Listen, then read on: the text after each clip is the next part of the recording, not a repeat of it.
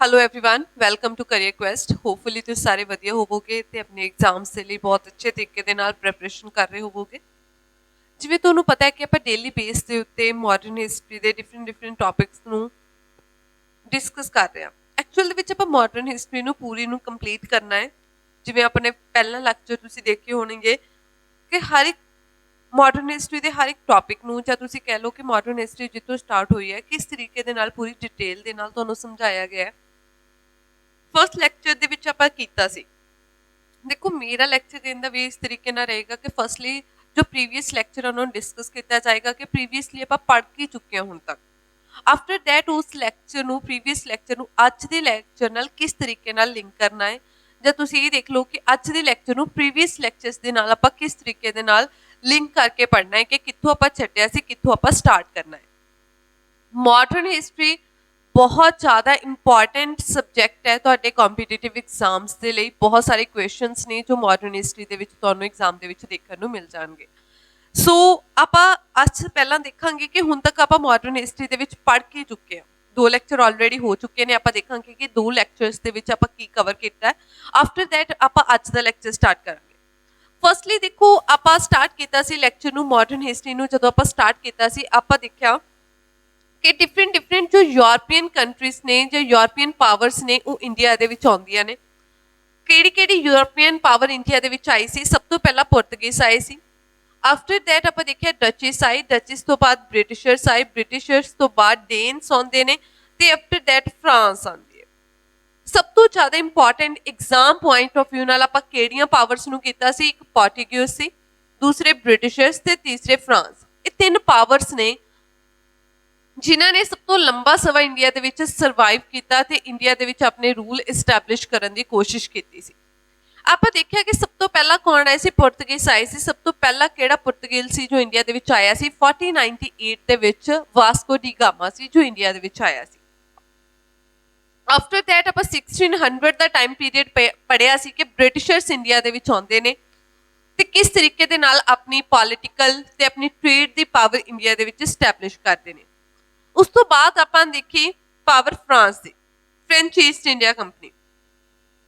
French East India company ਆਪਾਂ ਦੇਖਿਆ ਸੀ ਕਿ 1664 ਦੇ ਵਿੱਚ, ਠੀਕ ਹੈ, 1664 ਦੇ ਵਿੱਚ ਇੱਕ ਸਟੇਟ ਸਪਾਂਸਰ ਕੰਪਨੀ ਇੰਡੀਆ ਦੇ ਵਿੱਚ ਆਉਂਦੀ ਹੈ ਜਿਸ ਨੂੰ ਫ੍ਰੈਂਚ ਈਸਟ ਇੰਡੀਆ ਕੰਪਨੀ ਕਿਹਾ ਜਾਂਦਾ ਹੈ। ਫ੍ਰੈਂਚ ਈਸਟ ਇੰਡੀਆ ਕੰਪਨੀ ਤੇ ਬ੍ਰਿਟਿਸ਼ ਸਰਕਾਰ ਦੇ ਵਿਚਕਾਰ ਬਹੁਤ ਜ਼ਿਆਦਾ ਲੰਬਾ ਜਾਂ ਕਹਿ ਲਓ ਕਿ ਬਹੁਤ ਹਾਰਡ ਇੱਕ ਸਟਰਗਲ ਚੱਲਦਾ ਹੈ ਕਿ ਉਹ ਆਪਣੀ ਪਾਵਰਸ ਨੂੰ ਇੰਡੀਆ ਦੇ ਵਿੱਚ ਇਸਟੈਬਲਿਸ਼ ਕਰ ਸਕਣ। ਜਿਨ੍ਹਾਂ ਦੇ ਵਿਚਕਾਰ ਡਿਫਰੈਂਟ ਵਾਰਸ ਹੁੰਦੀਆਂ, ਲੜਾਈਆਂ ਹੁੰਦੀਆਂ, ਜਿਨ੍ਹਾਂ ਦੇ ਵਿੱਚੋਂ ਆਪਾਂ ਇੰਪੋਰਟੈਂਟ ਵਾਰਸ ਕੀਤੀਆਂ ਸੀ।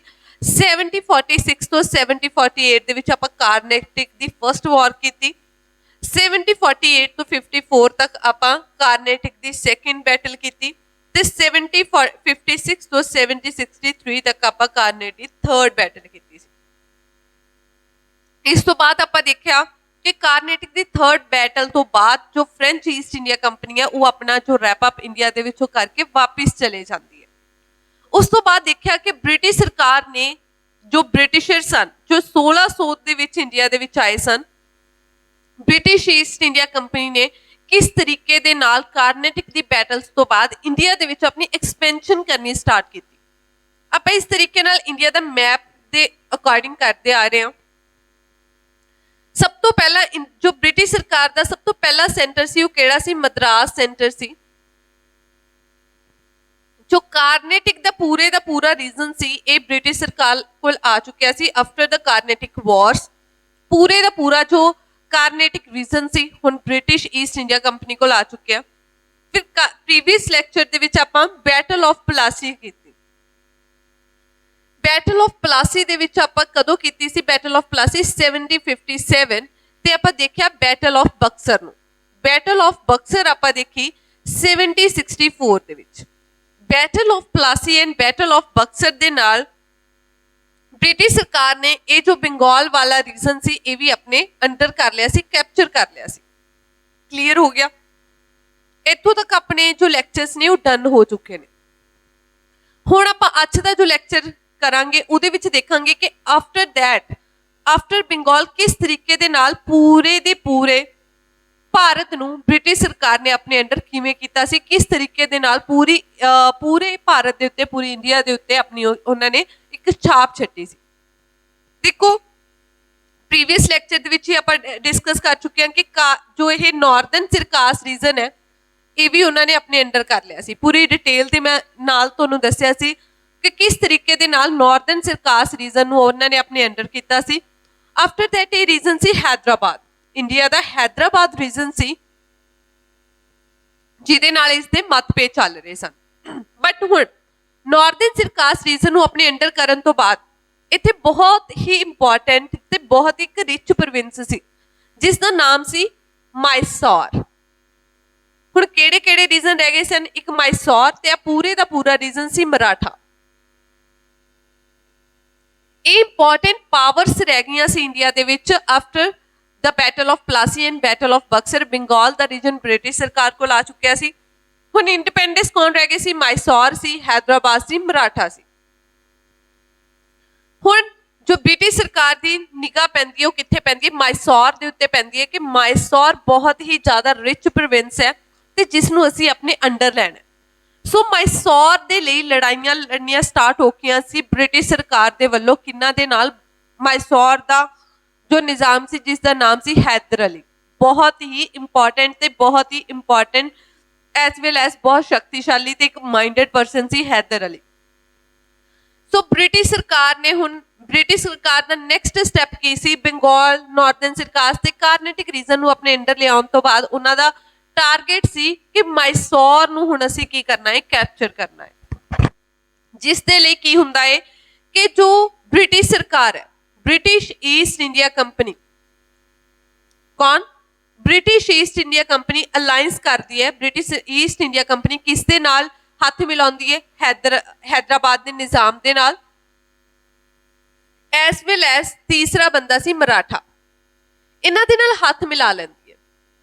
ਬ੍ਰਿਟਿਸ਼ ਸਰਕਾਰ ਕੀ ਕਹਿੰਦੀ ਹੈ? British East India company Hyderabad ਦੇ ਨਿਜ਼ਾਮ ਤੇ ਮਰਾਠਾ ਦੇ ਜੋ ਪੇਸ਼ਵਾ ਸੀ ਉਸਨੂੰ ਆਪਣੇ ਨਾਲ ਮਿਲਾ ਕੇ ਕਹਿੰਦੀ ਹੈ ਕਿ ਆਪਾਂ ਤਿੰਨੋਂ ਪਾਵਰਸ ਇਕੱਠੀਆਂ ਹੁੰਦੀਆਂ ਤੇ ਮਾਈਸੌਰ ਨੂੰ ਆਪਸ ਦੇ ਵਿੱਚ ਵੰਡਾਂਗੇ, ਮਾਈਸੌਰ ਦੇ ਉੱਤੇ ਹਮਲਾ ਕਰਦੇ ਹਾਂ। ਬਟ ਇਹ ਤਿੰਨੋਂ ਪਾਵਰਸ ਹਲੇ ਇਕੱਠੀਆਂ ਹੋਈਆਂ ਹੀ ਸੀ ਕਿ ਮਰਾਠਾ ਨੇ ਪਹਿਲਾਂ ਹੀ ਸਟੈਪ ਚੱਕ ਲਿਆ। ਮਰਾਠਾ ਨੇ ਕੀ ਕੀਤਾ? ਕੱਲੇ ਨੇ ਜਾ ਕੇ ਮਾਈਸੌਰ ਦੇ ਉੱਤੇ ਹਮਲਾ ਕੀਤਾ। ਮਾਈਸੌਰ ਦਾ ਜੋ ਨਵਾਬ ਸੀ ਕੌਣ ਸੀ? ਹੈਦਰ ਅਲੀ। ਕੌਣ ਸੀ? Haider Ali. Just wait. So ਅੱਜ ਦਾ ਆਪਣਾ ਟੌਪਿਕ ਹੈ, today's topic is Mysore war. So ਆਪਾਂ ਮਾਈਸੌਰ ਵਾਰਸ ਨੂੰ ਡਿਟੇਲ ਦੇ ਨਾਲ ਕਰਾਂਗੇ। ਹੁਣ ਜਿਵੇਂ ਮੈਂ ਤੁਹਾਨੂੰ ਅਰਲੀਅਰ ਦੱਸ ਕੇ ਆ ਚੁੱਕੀ ਹਾਂ ਕਿ ਹੁੰਦਾ ਕੀ ਹੈ। ਮਾਈਸੌਰ ਦੀ ਜਿਹੜੀ ਫਸਟ ਬੈਟਲ ਹੈ, ਫਸਟਲੀ ਤੁਹਾਨੂੰ ਪਤਾ ਹੋਣਾ ਚਾਹੀਦਾ ਕਿ ਮਾਈਸੌਰ ਦੀ ਫਸਟ ਬੈਟਲ ਸਟਾਰਟ ਕਦੋਂ ਹੋਈ ਸੀ, ਕਦੋਂ ਤੱਕ ਚੱਲੀ ਸੀ। ਮਾਈਸੌਰ ਦੀ ਫਸਟ ਬੈਟਲ 1767 ਤੋਂ 1769 ਤੱਕ ਚੱਲੀ ਸੀ। ਹੁਣ ਮਾਈਸੌਰ ਦੀ ਫਸਟ ਬੈਟਲ ਦੇ ਵਿੱਚ ਹੁੰਦਾ ਕੀ ਹੈ? ਆਲਰੇਡੀ ਮੈਂ ਤੁਹਾਨੂੰ ਦੱਸ ਚੁੱਕੀ ਹਾਂ ਕਿ ਅਗਰ ਮੈਪ ਦੇ ਅਕੋਰਡਿੰਗ ਇਸ ਤਰੀਕੇ ਨਾਲ ਦੇਖਿਆ ਜਾਵੇ ਕਿ ਮਾਈਸੌਰ ਇੱਥੇ ਇੱਕ ਰੀਜਨ ਪੈਂਦਾ ਮਾਈਸੌਰ, ਜਿਸ ਦਾ ਇੰਪੋਰਟੈਂਟ ਜੋ ਨਿਜ਼ਾਮ ਸੀ ਉਹ ਕੌਣ ਸੀ? ਹੈਦਰ ਅਲੀ ਸੀ। ਹੈਦਰ ਅਲੀ ਸੀ ਮਾਈਸੌਰ ਦਾ। ਕੌਣ ਸੀ? ਹੈਦਰ ਅਲੀ। ਹੈਦਰ ਅਲੀ ਬਹੁਤ ਹੀ ਇੱਕ ਸ਼ਕਤੀਸ਼ਾਲੀ, ਬਹੁਤ ਹੀ ਮਾਈਂਡਡ ਪਰਸਨ ਸੀ।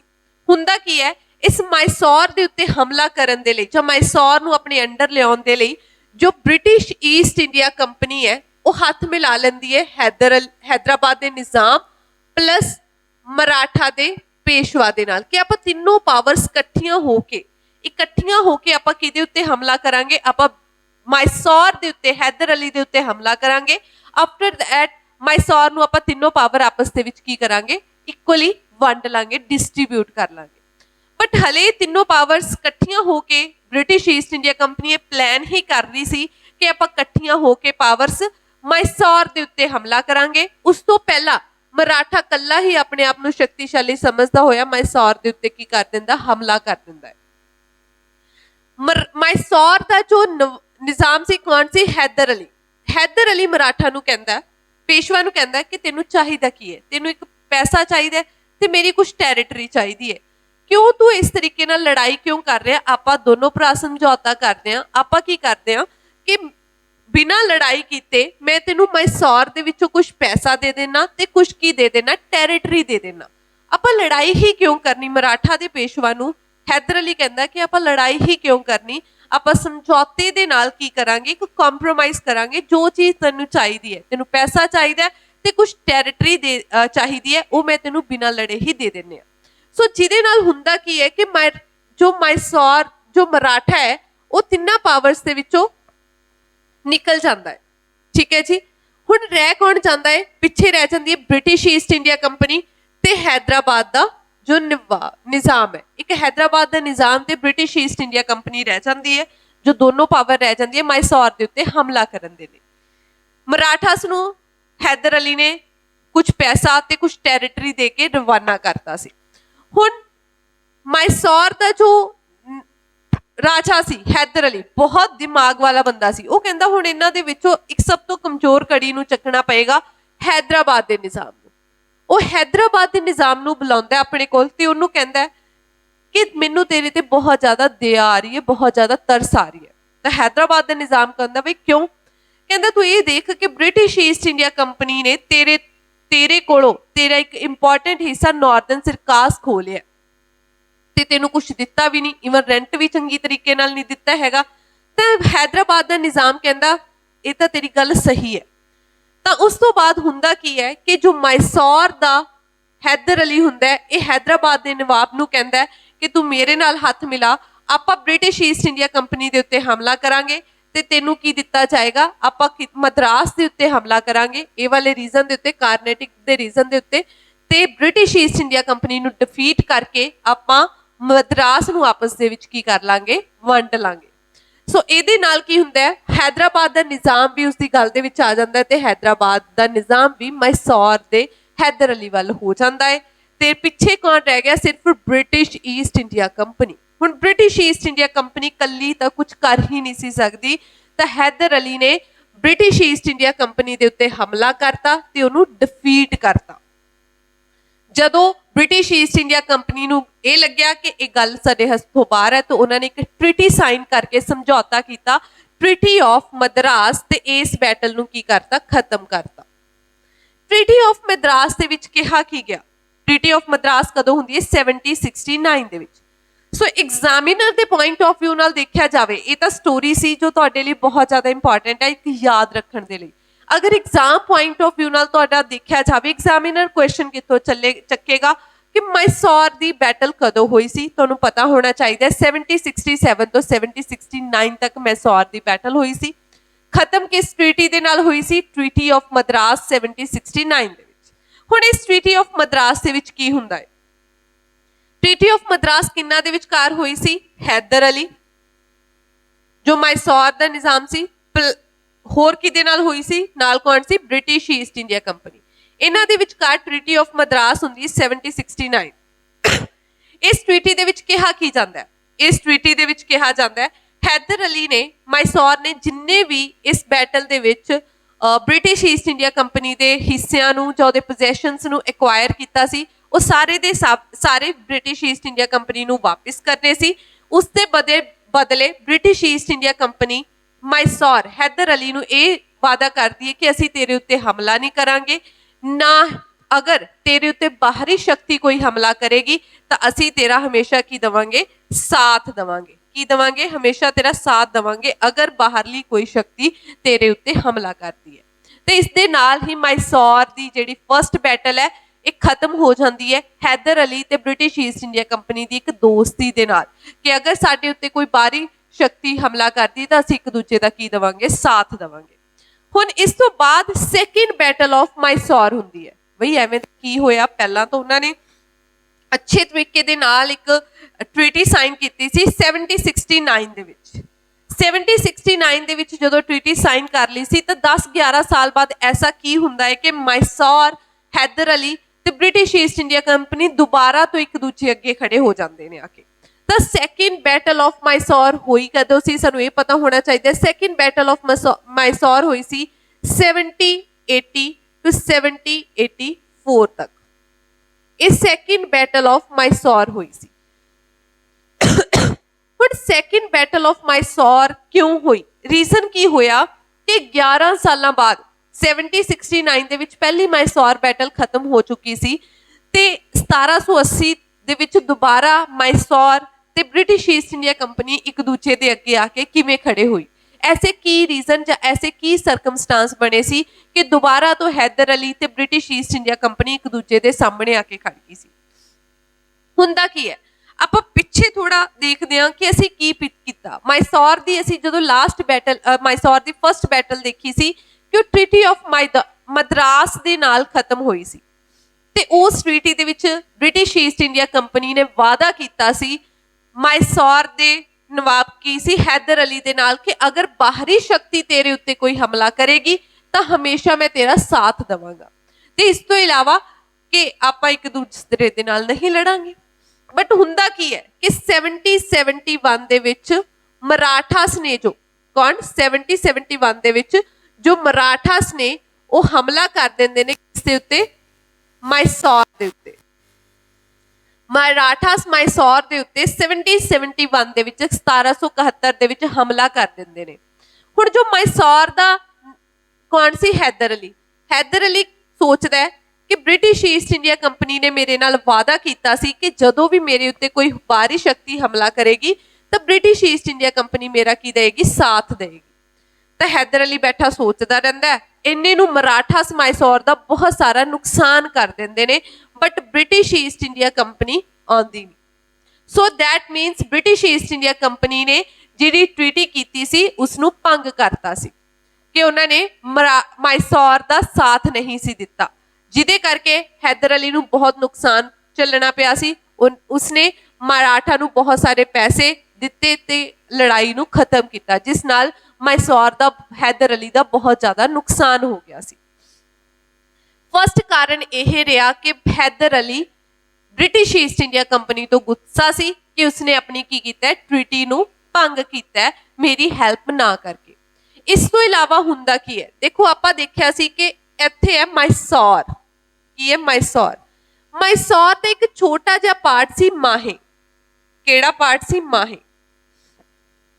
ਮਾਈਸੌਰ ਦੇ ਨੀਚੇ ਇੱਕ ਛੋਟਾ ਜਿਹਾ ਰੀਜਨ ਸੀ ਮਾਹੇ, ਜੋ ਕਿਸ ਦਾ ਰੀਜਨ ਸੀ? ਮਾਈਸੌਰ ਦਾ ਸੀ। ਬਟ ਮਾਹੇ ਰੀਜਨ ਮਾਈਸੌਰ ਨੇ ਫ੍ਰੈਂਚ ਈਸਟ ਇੰਡੀਆ ਕੰਪਨੀ ਨੂੰ ਦਿੱਤਾ ਹੋਇਆ ਸੀ। ਕਿਉਂ ਦਿੱਤਾ ਹੋਇਆ ਸੀ? ਤਾਂ ਜੋ ਫ੍ਰੈਂਚ ਈਸਟ ਇੰਡੀਆ ਕੰਪਨੀ ਮਾਹੇ ਦੇ ਜ਼ਰੀਏ ਮਾਈਸੌਰ ਨੂੰ ਹੈਦਰ ਅਲੀ ਨੂੰ ਕੀ ਕਰ ਸਕੇ? ਆਰਮਡ ਸਮਗਲਿੰਗ ਕਰ ਸਕੇ, ਮਤਲਬ ਕਿ ਉਹਨੂੰ ਉਸਨੂੰ ਹਥਿਆਰ ਪ੍ਰੋਵਾਈਡ ਕਰ ਸਕੇ ਹੈਦਰ ਅਲੀ ਨੂੰ ਫ੍ਰੈਂਚ ਈਸਟ ਇੰਡੀਆ ਕੰਪਨੀ। ਤੇ ਉੱਥੇ ਕੀ ਸੀ? ਜਿਹੜੀ ਫੋਰਸ ਬਿਠਾਈ ਹੋਈ ਸੀ ਮਾਹੇ ਦੇ ਉੱਤੇ ਇੱਥੇ ਫ੍ਰੈਂਚ ਈਸਟ ਇੰਡੀਆ ਕੰਪਨੀ ਰਹੀ ਸੀ, ਫੋਰਸ ਆਪਣੀ ਹੈਦਰ ਅਲੀ ਦੀ ਬੈਠੀ ਹੋਈ ਸੀ। ਸੋ ਕਹਿਣ ਦਾ ਭਾਵ ਹੈਦਰ ਅਲੀ ਮਾਈਸੌਰ ਦੇ ਰਾਜੇ ਤੇ ਫ੍ਰੈਂਚ ਈਸਟ ਇੰਡੀਆ ਕੰਪਨੀ ਦੇ ਜੋ ਸਬੰਧ ਸੀ ਜੋ ਅੱਛੇ ਸੀ। ਬਟ ਆਪਾਂ ਦੇਖਿਆ ਕਿ ਯੂਰਪ ਦੇ ਵਿੱਚ French East India company and British East India company ਦੇ ਜਿਹੜੇ ਆਪਸ ਦੇ ਵਿੱਚ ਸੈਟਿੰਗ ਸੀ ਉਹ ਬਿਲਕੁਲ ਵੀ ਅੱਛੀ ਨਹੀਂ ਸੀ। ਸੋ ਇੱਕ ਦੂਜੇ ਤੋਂ ਨਾਰਾਜ਼ ਇਹ ਚੱਲ ਰਹੇ ਸਨ, ਇੱਕ ਦੂਜੇ ਦੇ ਨਾਲ ਲੜਾਈਆਂ ਕਰ ਰਹੇ ਸਨ, ਬੈਟਲਸ ਕਰ ਰਹੇ ਸਨ। ਉਸ ਦਾ ਬਦਲਾ ਲੈਣ ਦੇ ਲਈ ਬ੍ਰਿਟਿਸ਼ ਈਸਟ ਇੰਡੀਆ ਕੰਪਨੀ ਨੇ ਫ੍ਰੈਂਚ ਦੇ ਉੱਤੇ ਹਮਲਾ ਕਰਨ ਦੇ ਲਈ ਮਾਹੇ ਦੇ ਉੱਤੇ ਹਮਲਾ ਕਰਤਾ। ਜਦੋਂ ਮਾਹੇ ਦੇ ਉੱਤੇ ਹਮਲਾ ਕੀਤਾ ਬ੍ਰਿਟਿਸ਼ ਈਸਟ ਇੰਡੀਆ ਕੰਪਨੀ ਨੇ ਤਾਂ ਹੈਦਰ ਅਲੀ ਨੂੰ ਇਸ ਚੀਜ਼ ਦਾ ਬੁਰਾ ਲੱਗਿਆ, ਹੈਦਰ ਅਲੀ ਨੂੰ ਗੁੱਸਾ ਆਇਆ। ਹੈਦਰ ਅਲੀ ਕਹਿੰਦਾ ਪਹਿਲਾਂ ਤਾਂ ਇਹਨਾਂ ਨੇ 1771 ਦੇ ਵਿੱਚ ਮੇਰਾ ਸਾਥ ਨਹੀਂ ਦਿੱਤਾ ਬੈਟਲ ਆਫ ਮਰਾਠਾ ਦੇ ਵਿੱਚ, ਜਦੋਂ ਮਰਾਠਾਸ ਨੇ ਮੇਰੇ ਉੱਤੇ ਹਮਲਾ ਕੀਤਾ ਸੀ। ਇਸ ਤੋਂ ਇਲਾਵਾ ਇਹਨਾਂ ਨੇ ਮੇਰੇ ਇੰਪੋਰਟੈਂਟ ਰੀਜ਼ਨ ਮਾਹੇ ਦੇ ਉੱਤੇ ਕੀ ਕਰਤਾ? ਹਮਲਾ ਕਰਤਾ ਜਿੱਥੋਂ ਮੈਂ ਹਥਿਆਰ ਮੰਗਵਾਉਣਾ। ਸੋ ਜਿਸ ਦੇ ਨਾਲ ਇਹ ਦੋ ਕਾਰਨ ਹੋਏ ਕਿ ਮਰਾਠਾਸ ਮਾਈਸੌਰ ਤੇ ਬ੍ਰਿਟਿਸ਼ ਈਸਟ ਇੰਡੀਆ ਕੰਪਨੀ ਦੀ ਆਪਸ ਦੇ ਵਿੱਚ ਕੀ ਹੋ ਗਈ? ਗੜਬੜ ਹੋ ਗਈ। ਤੇ 1780 ਦੇ ਵਿੱਚ ਕੀ ਹੁੰਦਾ? ਦੁਬਾਰਾ ਤੋਂ ਇਹ ਬੈਟਲ ਕੀ ਹੋ ਜਾਂਦੀ ਹੈ? ਸਟਾਰਟ ਹੋ ਜਾਂਦੀ ਹੈ, ਸੈਕਿੰਡ ਮਾਈਸੌਰ ਵਾਰ। ਬ੍ਰਿਟਿਸ਼ ਈਸਟ ਇੰਡੀਆ ਕੰਪਨੀ ਤੇ ਮਾਈਸੌਰ ਹੈਦਰ ਅਲੀ ਦੇ ਵਿਚਕਾਰ ਇਹ ਬੈਟਲ ਦੁਬਾਰਾ ਤੋਂ ਸਟਾਰਟ ਹੋ ਜਾਂਦੀ ਹੈ। ਬਟ ਇਹ ਬੈਟਲ ਕਦੋਂ ਤੋਂ ਕਦੋਂ ਤੱਕ ਚੱਲੀ? 1780 ਤੋਂ ਲੈ ਕੇ 1784 ਤੱਕ ਇਹ ਬੈਟਲ ਚੱਲਦੀ ਹੈ। ਬਟ ਇਨ ਬਿਟਵੀਨ ਹੁੰਦਾ ਕੀ ਹੈ? 1782 ਦੇ ਵਿੱਚ ਹੈਦਰ ਅਲੀ ਦੀ ਡੈਥ ਹੋ ਜਾਂਦੀ ਹੈ due to cancer. Haidar Ali ਦੀ ਮੌਤ ਹੋ ਜਾਂਦੀ ਹੈ ਡਿਊ ਟੂ ਕੈਂਸਰ। ਫਿਰ ਇਸ ਤੋਂ ਬਾਅਦ 2 ਸਾਲ ਦੇ ਲਈ ਇਸ ਬੈਟਲ ਨੂੰ ਕੌਣ ਪ੍ਰੋਸੀਡ ਕਰਦਾ ਹੈ? ਕੌਣ ਅੱਗੇ ਲੈ ਕੇ ਜਾਂਦਾ ਹੈ? ਹੈਦਰ ਅਲੀ ਦਾ ਬੇਟਾ ਟੀਪੂ ਸੁਲਤਾਨ। ਟੀਪੂ ਸੁਲਤਾਨ ਇਸ ਬੈਟਲ ਨੂੰ ਆਪਣੇ ਫਾਦਰ ਦੇ ਬਿਹਾਫ ਦੇ ਉੱਤੇ ਕੀ ਹੈ ਅੱਗੇ ਲੈ ਕੇ ਜਾਂਦਾ ਹੈ ਤੇ ਬੈਟਲ ਚੱਲਦੀ ਹੈ 7082 ਟੂ 7084। ਆਫਟਰ ਦੈਟ 7084 ਦੇ ਵਿੱਚ ਇਸ ਬੈਟਲ ਖਤਮ ਕੀਤਾ ਜਾਂਦਾ ਹੈ ਟ੍ਰੀਟੀ ਆਫ ਮੈਂਗਲੋਰ ਦੇ, ਠੀਕ ਹੈ ਜੀ। ਫਿਰ ਟ੍ਰੀਟੀ ਆਫ ਮੈਂਗਲੋਰ ਦੇ ਨਾਲ ਇਸ ਬੈਟਲ ਨੂੰ ਖਤਮ ਕਰ ਦਿੱਤਾ ਜਾਂਦਾ ਹੈ। ਦੇਖੋ ਜੋ ਵੀ ਮੈਂ ਬੋਲ ਰਹੀ ਹਾਂ ਆਲਰੇਡੀ ਸਭ ਕੁਝ ਤੁਹਾਡੀ ਸਕਰੀਨ ਦੇ ਉੱਤੇ ਡਿਸਪਲੇ ਕੀਤਾ ਹੋਇਆ, ਸਭ ਕੁਝ ਤੁਹਾਡੀ ਸਕਰੀਨ ਦੇ ਉੱਤੇ ਲਿਖਿਆ ਹੋਇਆ। ਇਫ ਯੂ ਵਾਂਟ ਤਾਂ ਤੁਸੀਂ ਕੀ ਕਰ ਸਕਦੇ ਹੋ, ਇਹਨਾਂ ਦੇ ਸਕਰੀਨਸ਼ਾਟ ਲੈ ਸਕਦੇ ਹੋ। ਅਦਰਵਾਈਜ਼ ਜੋ ਵੀ ਮੈਂ ਬੋਲ ਰਹੀ ਹਾਂ ਇਹੀ ਸਭ ਕੁਝ ਇੱਥੇ ਲਿਖਿਆ ਹੋਇਆ। ਮੈਂ ਬੋਲ ਕੇ ਤੁਹਾਨੂੰ ਐਕਸਪਲੇਨ ਕਰ ਰਹੀ ਹਾਂ ਕਿ ਐਕਚੁਅਲ ਦੇ ਵਿੱਚ ਸਟੋਰੀ ਕੀ ਸੀ, ਕੀ ਕਾਰਨ ਰਹੇ ਨੇ ਜਿਨ੍ਹਾਂ ਕਰਕੇ ਇਹ ਬੈਟਲਸ ਚੱਲਦੀਆਂ ਰਹੀਆਂ। ਫਰਸਟ ਬੈਟਲ ਸੀ 7066 ਤੋਂ ਲੈ ਕੇ ਜਾਂ 7067 ਤੋਂ ਲੈ ਕੇ 7069 ਤੱਕ ਹੋਈ। ਕਿੰਨਾ ਦੇ ਵਿਚਕਾਰ ਹੋਈ ਸੀ? ਮਾਈਸੌਰ ਤੇ ਬ੍ਰਿਟਿਸ਼ ਈਸਟ ਇੰਡੀਆ ਕੰਪਨੀ ਦੇ ਵਿਚਕਾਰ ਹੋਈ ਸੀ। ਕਿਸ ਟ੍ਰੀਟੀ ਦੇ ਨਾਲ ਖਤਮ ਹੋਈ ਸੀ? ਟ੍ਰੀਟੀ ਆਫ ਮਦਰਾਸ ਦੇ ਨਾਲ ਉਸ ਬੈਟਲ ਨੂੰ ਖਤਮ ਕਰ ਦਿੱਤਾ ਗਿਆ ਸੀ। ਸੈਕਿੰਡ ਮਾਈਸੌਰ ਬੈਟਲ ਦੇਖੀ ਜੋ 7080 1780 ਤੋਂ ਲੈ ਕੇ 1784 ਤੱਕ ਚੱਲਦੀ ਹੈ ਤੇ ਇਸ ਬੈਟਲ ਨੂੰ ਮੈਂਗਲੋਰ ਟ੍ਰੀਟੀ 7084 ਦੇ ਵਿੱਚ ਟੀਪੂ ਸੁਲਤਾਨ ਵੱਲੋਂ ਇਸ ਬੈਟਲ ਨੂੰ ਖਤਮ ਕਰ ਦਿੱਤਾ ਜਾਂਦਾ ਹੈ। ਹੁਣ ਥਰਡ ਬੈਟਲ ਹੁੰਦੀ ਹੈ ਕਿਸ ਦੀ? ਮਾਈਸੌਰ ਤੇ ਬ੍ਰਿਟਿਸ਼ ਈਸਟ ਇੰਡੀਆ ਕੰਪਨੀ ਦੀ। ਮਾਈਸੌਰ ਤੇ ਬ੍ਰਿਟਿਸ਼ ਈਸਟ ਇੰਡੀਆ ਕੰਪਨੀ ਦੀ ਦੁਬਾਰਾ ਤੋਂ ਬੈਟਲ ਹੁੰਦੀ ਹੈ। ਕਦੋਂ ਹੁੰਦੀ ਹੈ? 1790 ਤੋਂ ਲੈ ਕੇ 1792 ਤੱਕ। 1790 ਤੋਂ ਲੈ ਕੇ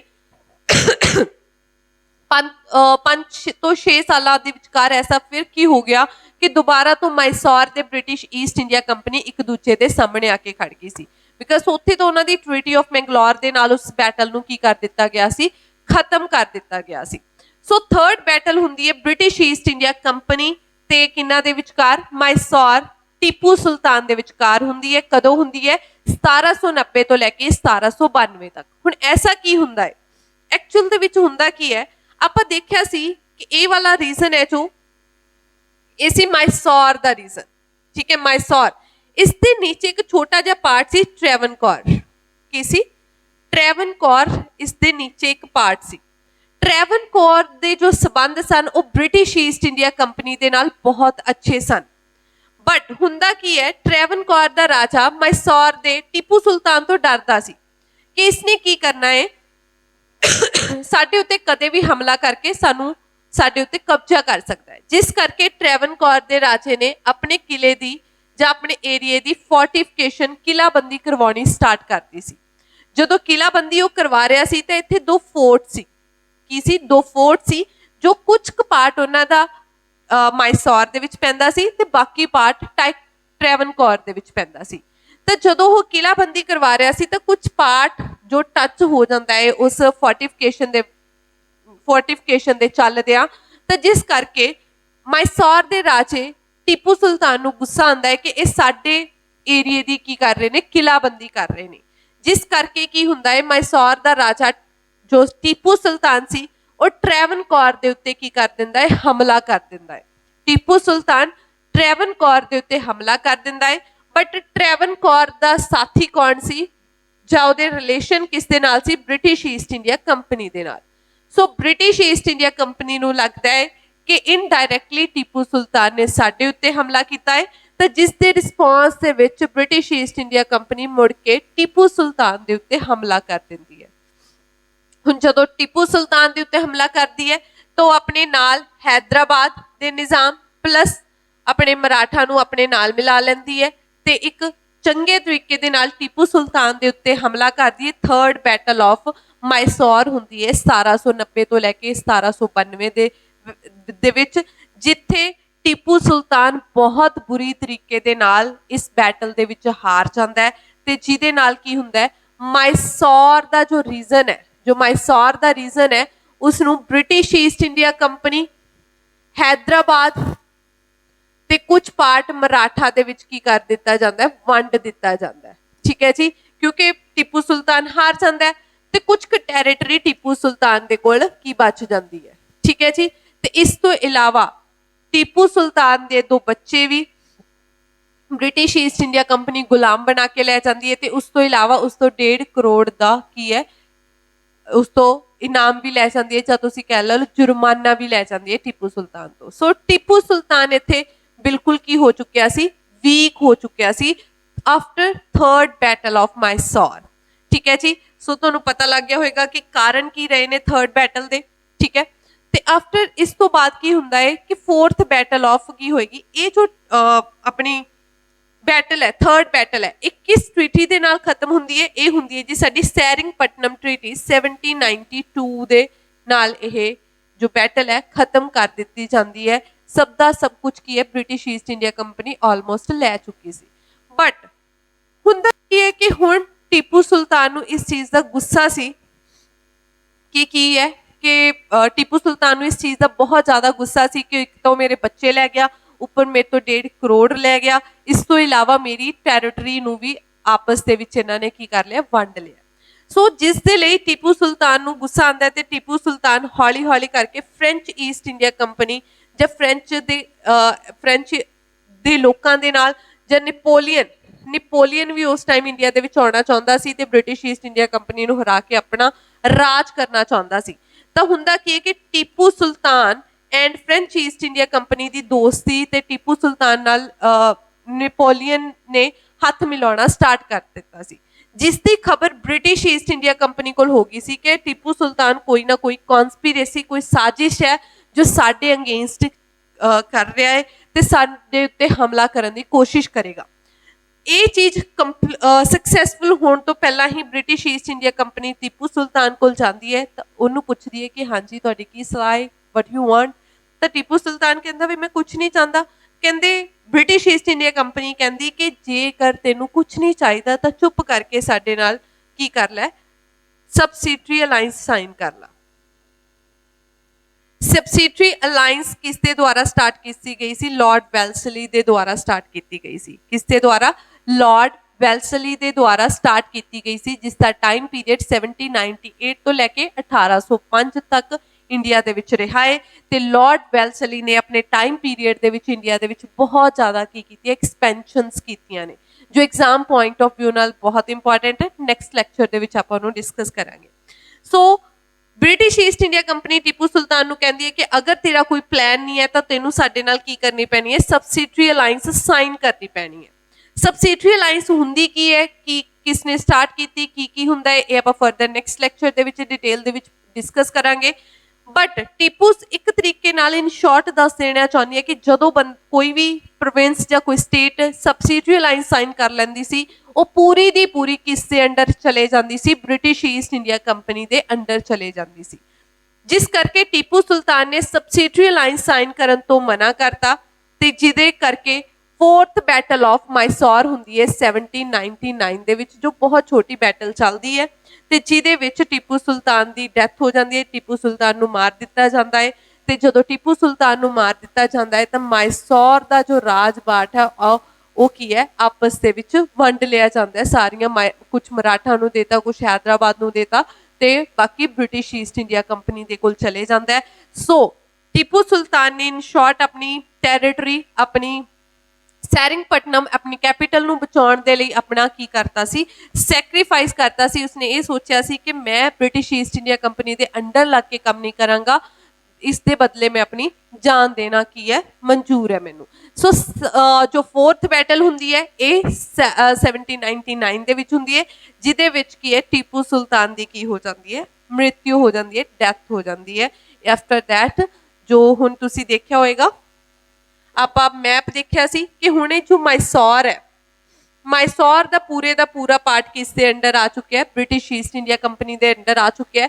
ਇਹ ਟ੍ਰੈਵਨਕੋਰ ਵਾਲਾ ਰੀਜਨ ਆਲਰੇਡੀ ਕਾਰਨੇਟਿਕ ਦਾ ਜੋ ਰੀਜਨ ਹੈ ਆਲਰੇਡੀ ਕਿਹਦੇ ਕੋਲ ਹੈ, ਆਪਣੇ ਬ੍ਰਿਟਿਸ਼ ਈਸਟ ਇੰਡੀਆ ਕੰਪਨੀ ਦੇ ਕੋਲ ਹੈ। ਇਹ ਬੰਗਾਲ ਵਾਲਾ ਰੀਜਨ ਵੀ ਬ੍ਰਿਟਿਸ਼ ਈਸਟ ਇੰਡੀਆ ਕੰਪਨੀ ਕੋਲ ਹੈ ਤੇ ਨਾਰਦਰਨ ਸਰਕਾਸ ਰੀਜਨ ਵੀ ਕਿਹਦੇ ਕੋਲ ਹੈ, ਆਪਣੇ ਬ੍ਰਿਟਿਸ਼ ਈਸਟ ਇੰਡੀਆ ਕੰਪਨੀ। ਤੇ ਹੈਦਰਾਬਾਦ ਦਾ ਰੀਜਨ ਹੈ ਜੋ ਉਹ ਵੀ ਬ੍ਰਿਟਿਸ਼ ਈਸਟ ਇੰਡੀਆ ਕੰਪਨੀ ਦੇ ਅੰਡਰ ਚਲੇ ਜਾਏਗਾ। ਕਿਸ ਤਰੀਕੇ ਨਾਲ? ਜਦੋਂ ਹੈਦਰਾਬਾਦ ਦੇ ਨਿਜ਼ਾਮ ਕੋਲੋਂ ਸਬਸਿਡਰੀ ਅਲਾਈਅੰਸ ਨੂੰ ਸਾਈਨ ਕਰਵਾ ਲਿਆ ਜਾਏਗਾ। ਆਫਟਰ ਦੈਟ ਜਿਹੜੀ ਮੇਨ ਪਾਵਰ ਬਚੇਗੀ ਉਹ ਬਚੇਗੀ ਮਰਾਠਾਸ, ਤੇ ਮਰਾਠਾਸ ਨੂੰ ਆਪਣੇ ਅੰਡਰ ਲੈਣ ਦੇ ਲਈ ਮਰਾਠਾਸ ਦੇ ਨਾਲ 3 ਬੈਟਲਸ ਹੁੰਦੀਆਂ ਨੇ, 3 ਬੈਟਲਸ ਹੁੰਦੀਆਂ ਨੇ ਮਰਾਠਾ ਤੇ ਬ੍ਰਿਟਿਸ਼ ਈਸਟ ਇੰਡੀਆ ਕੰਪਨੀ ਦੀ, ਜੋ ਆਪਾਂ ਫਰਦਰ ਲੈਕਚਰ ਦੇ ਵਿੱਚ ਡਿਸਕਸ ਕਰਾਂਗੇ ਕਿ ਮਰਾਠਾਸ ਤੇ ਬ੍ਰਿਟਿਸ਼ ਈਸਟ ਇੰਡੀਆ ਕੰਪਨੀ ਦੇ ਵਿਚਕਾਰ ਬੈਟਲਸ ਕਦੋਂ ਹੋਈਆਂ, ਕਿਉਂ ਹੋਈਆਂ ਤੇ ਕਿਹਨਾਂ ਟ੍ਰੀਟੀਜ਼ ਦੇ ਨਾਲ ਉਹਨਾਂ ਬੈਟਲਸ ਨੂੰ ਕੀ ਕੀਤਾ ਗਿਆ ਸੀ, ਖਤਮ ਕੀਤਾ ਗਿਆ ਸੀ। ਹੋਪਫੁਲੀ ਇਹ ਬੈਟਲਸ ਤੁਹਾਨੂੰ ਬਹੁਤ ਜ਼ਿਆਦਾ ਬੈਨੀਫੀਸ਼ੀਅਲ, ਬਹੁਤ ਜ਼ਿਆਦਾ ਇੰਪੋਰਟੈਂਟ ਲੱਗਣ ਤੇ ਇਹਦੇ ਵਿੱਚੋਂ ਤੁਹਾਨੂੰ ਐਗਜ਼ਾਮ ਦੇ ਵਿੱਚ ਕੁਐਸਚਨਸ ਦੇਖਣ ਨੂੰ ਮਿਲ ਸਕਦੇ ਨੇ। Thank you so much.